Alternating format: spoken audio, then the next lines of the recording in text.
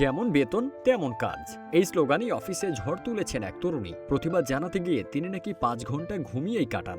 অভিযোগ, কম বেতনের প্রতিবাদে ওই তরুণী নিয়মিত অফিসে গিয়ে দীর্ঘ সময় ঘুমিয়ে থাকতেন।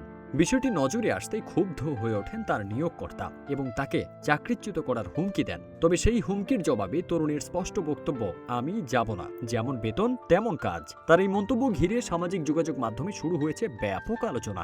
শুধু তাই নয়, ওই তরুণীর বিরুদ্ধে বসের টেবিল থেকে চকলেট নেওয়ার অভিযোগও উঠেছে।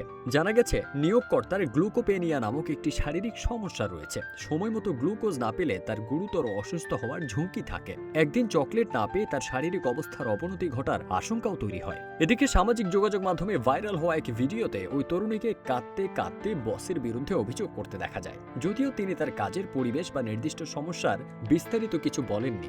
ঘটনাটি ঘটেছে চীনের হেনান প্রদেশের সাংচিউ শহরের একটি প্রতিষ্ঠানে, যা সামাজিক যোগাযোগ মাধ্যমে ব্যাপক আলোচনার জন্ম দিয়েছে।